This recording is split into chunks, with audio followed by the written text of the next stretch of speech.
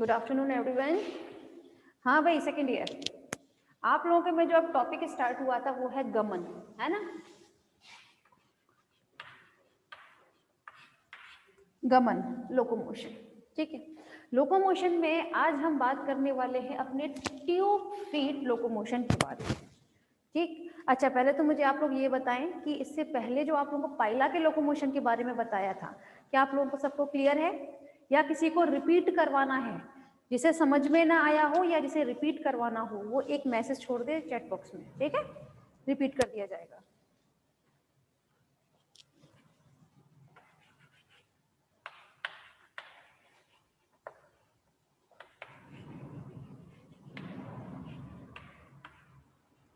और अगर समझ में उसी दिन आ गया था तो फिर तो कोई बात ही नहीं है।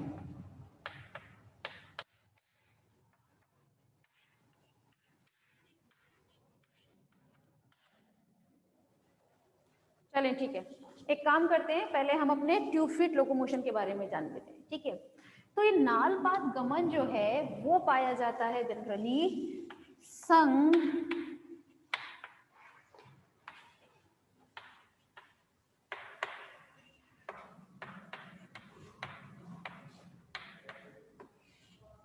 इकाइनोडर्मेटा के सदस्य में। ठीक है, और ये सदस्य कौन सा होता है? ये होता है आपका स्टारफिश। ठीक है, स्टारफिश को हम और किस नाम से जानते हैं? हम जानते हैं उसे एस्ट्रिडियाल्स के नाम से।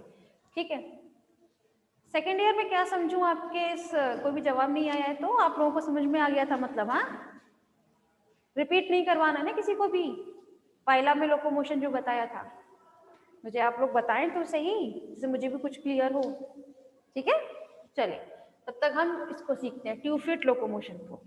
तो नाल पात गमन में क्लास ये इसकी स्टडी करते हैं हम स्टार फिश के अंदर। ठीक है, अब किस तरह से करते हैं स्टडी वो जरा देख लेते हैं।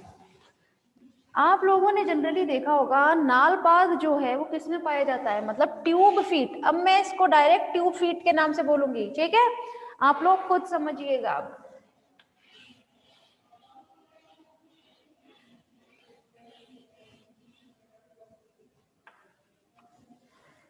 ये है आपकी कोई स्टारफिश। ठीक, स्टारफिश की हर एक भुजा में क्या पाए जाते हैं? ट्यूब फीट पाए जाते हैं, सभी में, यहाँ भी सभी में क्या पाए जाते हैं? ट्यूब फीट पाए जाते हैं। यहाँ पर जो एक इंपॉर्टेंट एक संरचना पाई जाती है जिसे हम बोलते हैं मैड्रिपोराइट। क्या बोलते हैं? मैड्रिपोराइट। अच्छा, नहीं करवाना रिपीट, गुड।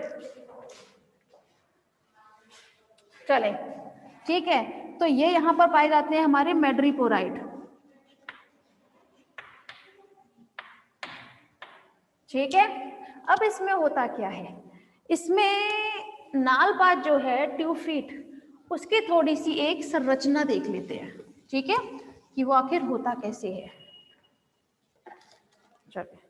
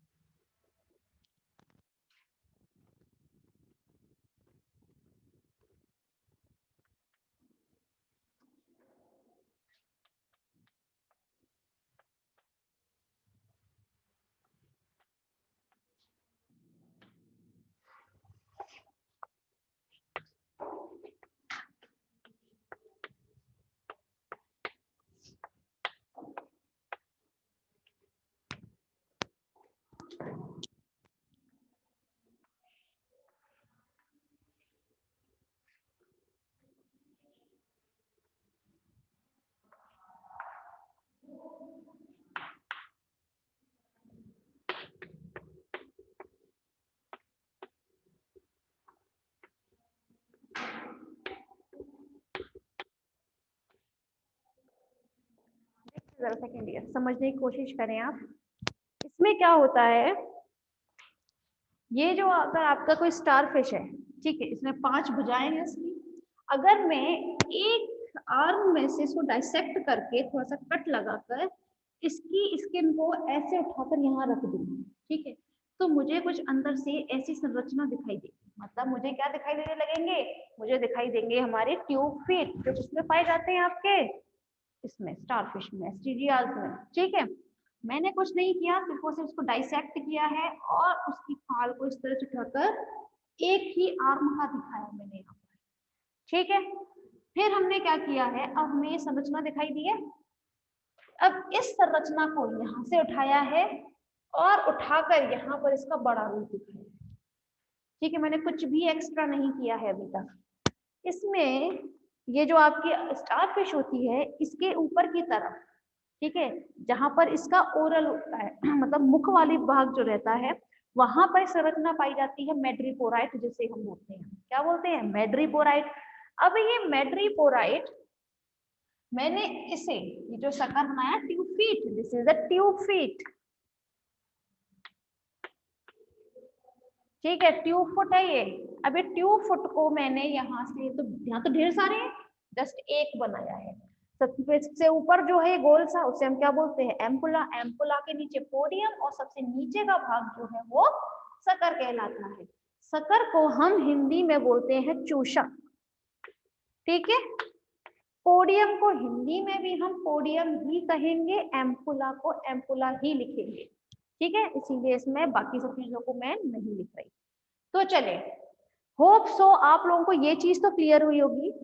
अब एक काम करते हैं, इसकी स्टारफिश में से ये पूरा का पूरा ये इसकी स्किन हटा देते हैं, सिर्फ और सिर्फ अब हम बात करेंगे इसकी ट्यूब फीट के बारे में। तब जो हमें डायग्राम मिलेगा क्लास, जरा वो ध्यान दीजिएगा।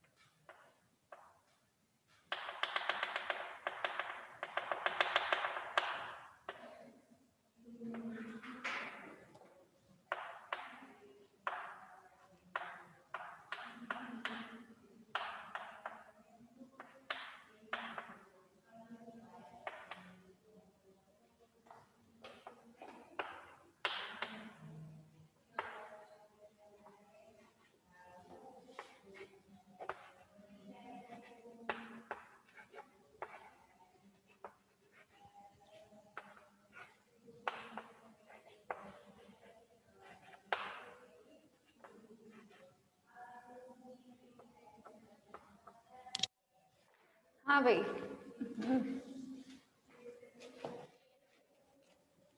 जरा ध्यान दीजिएगा सेकंड ईयर। यहाँ पर हम बात कर रहे हैं ट्यूब फीट ऑफ एस्टीरियाज, मतलब स्टार फिश के ट्यूब फीट के बारे में, नालपाद के बारे में। ठीक है रे यार, क्या बात है, ठीक है। चलिए, अब मैंने यहाँ बहुत छोटा सा डायग्राम बनाया है, ठीक है। यहाँ पर ट्यूब फीट के बारे में अगर हमें स्टडी करना है तो इसमें सबसे मेन चीज जो है वो है madreporite, stone canal, ring canal, radial canal और लेटरल कैनाल। ठीक है, ये संरचनाएं मिलकर किसका निर्माण करती हैं? ट्यूब फीट का निर्माण करती हैं।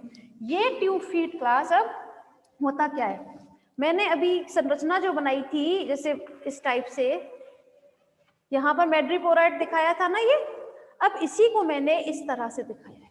ठीक है, अब होगा क्या, आपको पहले समझना होगा नालपाद के द्वारा जो गमन होता है उसमें सबसे ज्यादा इंपॉर्टेंट रोल जो प्ले करता है, उसमें जो एक तंत्र पाया जाता है जिसे हम बोलते हैं वाटर वेस्क्यूलर सिस्टम। क्या बोलते हैं? Water vascular system. ठीक है, नालपाद तंत्र, ठीक है, वाटर वेस्क्यूलर सिस्टम में। अब इसमें करते क्या है क्लास, सबसे पहले जो पानी है, ठीक है, पानी किसके द्वारा जाएगा? इस मैड्रिपोराइट के द्वारा जाएगा। ठीक है, मैड्रिपोराइट से होता हुआ पानी जाएगा आपके इसमें, जिसे हम क्या बोलते हैं, ये है आपका स्टोन कैनाल। मैम छोटी चौक, ये ठीक है, देखें पानी गया यहां से और स्टोन कैनाल से होते हुए जाएगा आपकी रिंग कैनाल में, क्योंकि स्टोन कैनाल किससे अटैच है? आपकी रिंग कैनाल से। ठीक है, ये रिंग कैनाल से पानी होता हुआ जाएगा आपकी रेडियल कैनाल में। देखें ये रेडियल कैनाल दिख रही है इतनी बड़ी, ये लंबी सी जो बनाई है, this is the radial canal.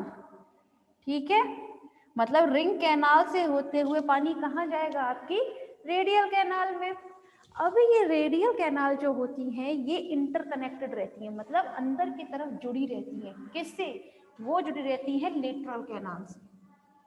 ठीक है, देखें जरा, मैंने एक बनाया है डायग्राम कुछ, ये देखिए, मैंने ये पूरी यहाँ से इतना सा पार्ट ले लिया है, एक ऐसी लाइन, और ये दिख रही है ये अब, ठीक है, क्योंकि एक तो इधर की तरफ बन जाएगा आपका एम्पुला, पोडियम और सकर।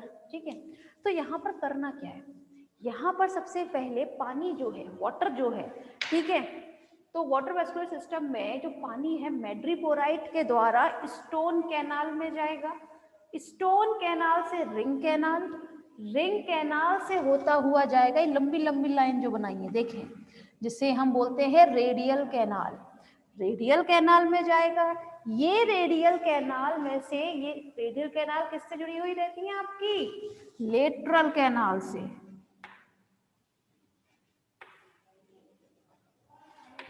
ठीक है, लेटरल कैनाल से होता हुआ पानी जाएगा आपके में सकर में, सॉरी जाएगा आपके एम्पुला में। ठीक है, क्लियर है? यहाँ तक तो शायद समझ में आया होगा। डायग्राम समझ में आया क्लास? किस तरह पानी जा रहा है हर एक पार्ट में, ये समझ में आया? Water vascular system second year मुझे बताएं जरा, फिर मैं सीधे गमन पर पहुंचती हूँ। हाँ मैम थोड़ा मेरी तरफ कर दीजिए इसको प्लीज, ऐसे नहीं, चलो हाँ बस बताएं जरा सेकेंड ईयर। यस क्लियर है, चलो अच्छी बात। अब हम अपने गमन पर पहुंचते हैं। गमन में मैंने अभी एक बात दोहराई है कि गमन में जो स्टारफिश का गमन जो होता है, लोकोमोशन जो होता है, वो डिपेंड करता है वाटर वेस्कुलर सिस्टम पर। ठीक है, वाटर वेस्कुलर सिस्टम पर कैसे करेगा? जिसमें भी स्टारफिश की 5 भुजाएं होती है। ठीक है, अब समझने की कोशिश करना, ये ऐसे पड़ा हुआ है आपकी किसमें? समुद्र की तले में। पता होना चाहिए स्टारफिश मतलब ये काइनोडर्मेटा के जो मेंबर्स होते हैं कहाँ पाए जाते हैं? मैराइन एनिमल्स है ना वो, तो समुद्र की तली में पड़ा हुआ है ये इस तरह से। अब ऐसे अचानक लगा कि चलो थोड़ा सा चल के जाते हैं अपने फूड को लेने। अब क्या करेगा ये? इसे जिस भी डायरेक्शन में, इसकी तो 5 है, किसी भी डायरेक्शन में जा सकता है, चाहे इधर चाहे इधर चाहे इधर चाहे किसी भी डायरेक्शन में जा सकता है ये तो ये जिस भी डायरेक्शन में जाना चाहता है उसी डायरेक्शन में ये अपनी एक भुजा को उठा लेता है। जैसे मुझे इस तरफ की तरफ रन करना है तो अपनी एक भुजा को उठाकर ऐसे, मतलब ऐसे इसने सरफेस पर रख लिया, ठीक है। अभी जस्ट इसने एक भुजा कहाँ रखी है, किसी भी तल पर रख ली है इसने, जहां पर भी इसे इस तरह से रन करेगा ना ये, तो पहले इस तरीके से रन करने के लिए इसको कोई ना कोई भुजा तो अपनी करनी पड़ेगी ना, तल पर रखनी पड़ेगी। तो इसने पहले अपनी एक भुजा रखी इस तरह से, ठीक है। समझ में आ रहा है किस तरह इसने एक भुजा रखी? अब समझिएगा, पानी था, मैड्रीपोराइट से stone canal, ring canal, ring canal के बाद रेडियल कैनाल, रेडियल कैनाल के बाद पानी जाता है आपके लेटरल कैनाल में। अच्छा, अब समझिए इसके आगे की कहानी। ये रेडियल कैनाल में क्लास होता क्या है, जैसे ही ये इसमें जाएगा एम्पुला में, ठीक है, पानी यहाँ पर आ चुका है। कौन सी वाली एम्पुला में दर्शा रही हूँ मैं, बता रही हूँ ये वाली, मतलब जिस भी डायरेक्शन में जाना था उसे, उसने इसी आर्म को इस तरह से रखा है उस सरफेस पर, ठीक है। जिस डायरेक्शन में जाना होता है उस तरफ की सरफेस उसने रखा है। सपोज करो ये उसने आर्म का यूज किया है उस तल पर रखने के लिए, लाइक दिस, ठीक। अब क्या होता है, इसमें गया एम्पुला में पानी, एम्पुला में जाते ही एम्पुला क्या करेगा, संकुचन की प्रक्रिया करेगा, सिकुड़ जाएगा थोड़ा सा। भाई जाहिर सी बात है, पानी का भरा हुआ गुब्बारा है, आप उसको पिचकाएंगे तो थोड़ा सा बढ़ जाता है, वही प्रोसेस यहाँ पर है। इसने क्या किया, जैसे ही संकुचन की प्रोसेस होगी लेटरल कैनाल में यहाँ पर कुछ वॉल्व पाए जाते हैं, ठीक है। क्या पाए जाते हैं, कुछ वॉल्व पाए जाते हैं। संकुचन हुआ इसमें एम्पुला में, संकुचन के साथ ही वॉल्व के जो द्वार थे वो बंद हो गए, ठीक है, ये बंद हो गए। इनके बंद होते ही जो पानी इसमें भरा हुआ था एम्पुला में, अब वो कहाँ जाएगा, नीचे की तरफ जाएगा। तो यह पोडियम में जैसे ही जाता है तो वहां पर एक दाब बनाता है ये, ठीक है। और उस दाब को हम बोलते हैं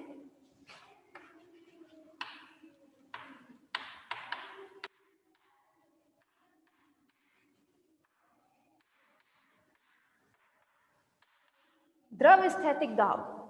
मतलब द्रव के द्वारा ही तो बनाया गया है ये, वाटर के द्वारा ही तो बनाया गया है दाब। तो हाइड्रोस्टैटिक प्रेशर में क्या होता है क्लास, अब समझिएगा फिर से। इसमें संकुचन हुआ, संकुचन होने के साथ इसके वॉल्व बंद हो गए, वॉल्व बंद होते ही पानी जो इसमें आया था, ठीक है, एम्पुला में, कहाँ जाएगा, पोडियम में। पोडियम में दाब ज्यादा बढ़ गया, पानी इतने सारे जगह में था, अब इतनी छोटी जगह में कैसे आएगा, तो जाहिर सी बात है दाब बनाएगा। दाब को हम बोलते हैं द्रवस्थैतिक दाब, ठीक है। अब दाब की वजह से क्या होगा, ये पोडियम जो है थोड़ा सा बढ़ जाएगा, हल्का सा बढ़ जाएगा, अपने साइज में इंक्रीज कर जाएगा हल्का सा, ठीक है। यहाँ पर थोड़ा सा ये पोडियम बढ़ा। अब ये पोडियम से होता हुआ, भाई इसमें भी तो है द्रवस्थैतिक दाब बन रहा है जो, उसकी बदौलत ये पानी